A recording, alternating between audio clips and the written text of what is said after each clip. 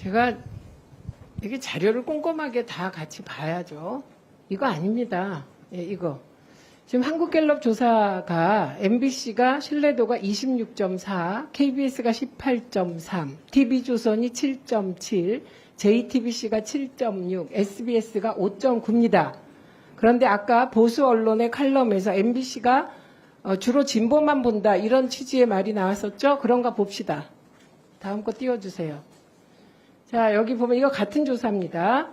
거기 보시면 MBC는 중도에서도 KBS 11, MBC 21, SBS 중도 7, TV조선 4, 채널A 1, JTBC 6, MBN 2, YTN 10 이렇게 해서 중도에서도 MBC가 21, 선호도 1위입니다.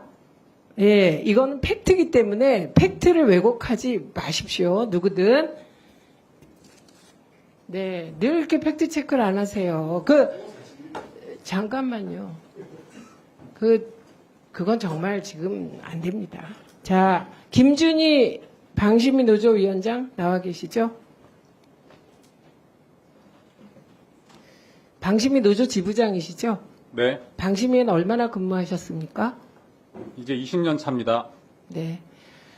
류일임 위원장이 방심위에서 얼마나 일했었죠? 7월 22일까지. 작년 9월에 위원장으로 호선되고 10개월 정도 지났습니다. 예, 그 10개월 동안 방심위는 어땠습니까? 류일임 위원장 부임 후 10개월은 방심위 직원들에게 제가 생각하기에는 악몽과 같았다라고 생각합니다. 그래서 마지막에 류일임 위원장이 퇴임할 때 성명서 내셨죠? 네, 성명 예, 제목이 냈습니다. 뭐였죠? 제가 성명을 너무 자주 내가지고 예, 다시는 만나지 말자. 그건 선거방송심의위원회. 예, 선거방송심의위원회 성명서 내셨죠? 예, 그 제목 한번 얘기해 봐 주세요. 함께해서 더러웠고 다시는 만나지 말자였습니다. 예. 자, 어제 방심위에서 희한한 일이 있었죠. 예, 류일임 위원장이 연임됐어요.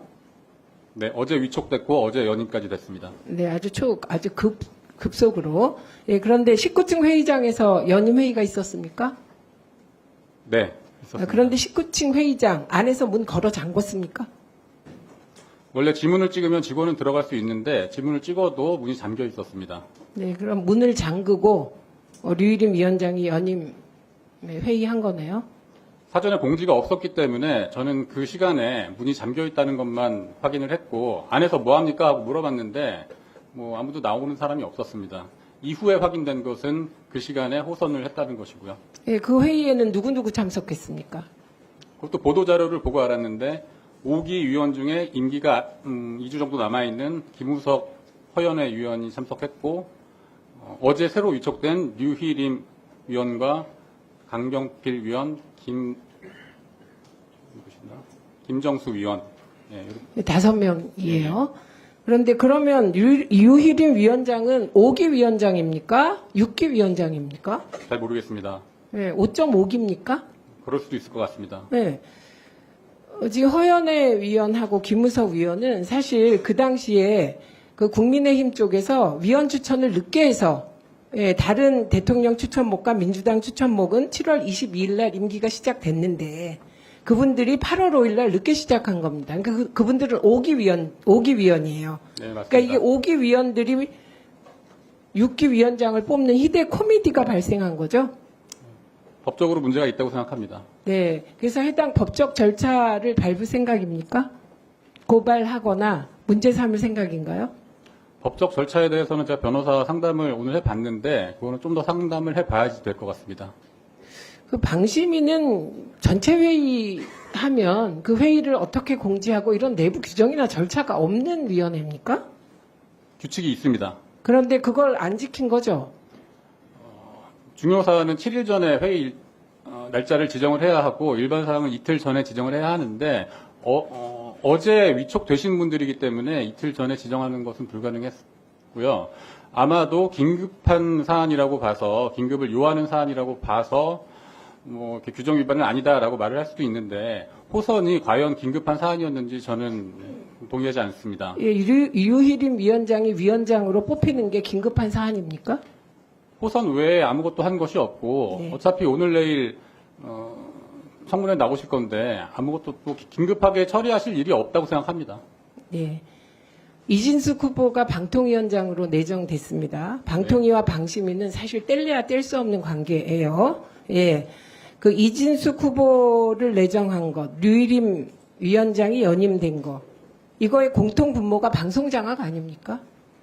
저는 그렇게 생각합니다. 예. 그리고 어제 회의 종료 후에 방송회관을 제가 갔어요. 예, 제보를 받고 이게 무슨 일인가 해서 갔는데 만났는데 어제 류일임 위원장은 왜 그렇게 급하게 도망갔다고 생각하십니까? 사실 회의가 끝나고 제가 계속 19층 엘리베이터 홀에 기다리고 있었는데 소리만 들리고 안 나오더라고요. 알고 보니 계단으로 내려가신 것 같은데 그래서 급히 제가 1층으로 가서 위원장을 만나서 무슨 일이 있었는지 물으려고 했습니다. 차량을 타고 나오시는데 제가 이제 차량으로 다가가니까 보통 사람이 바로 옆에 있으면은 브레이크를 밟잖아요. 그런데 엑셀을 확 밟으시더라고요. 그래서 저는 상당히 위협적으로 느꼈고요. 차를 쫓아가서 왜 그러셨는지 여쭤보려고 했어요. 그런데 이제 차에서 내려오지 않으시다가 경찰 부른다고 하셔서 그럼 경찰 부르라고 했는데 나중에 경찰이 왔는데 또 택시 타고 도망가시더라고요. 네, 수고하셨습니다.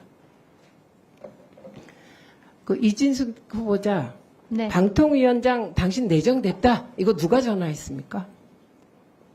용산 비서실에서 전화 받았습니다. 비서실 누가 했습니까?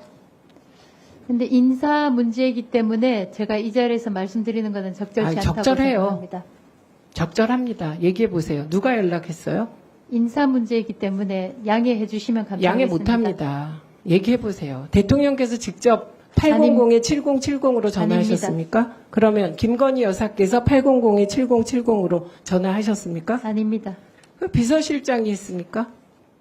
이거 그냥 저는 이런 질문에 대하여 답변 안 하는 게 이상하더라고요. 이게 뭐가 문제입니까? 연락 누가 했다 그러면 되는 거지. 발표는 정진석 실장이 하셨거든요. 실장이 직접 전화했습니까? 비서실에서 전화 받았습니다. 참 납득하기 어렵습니다. 안광한 증인 계십니까? 네. 멈춰주세요. 나오실래요? 네. 자, PPT 띄워주시죠.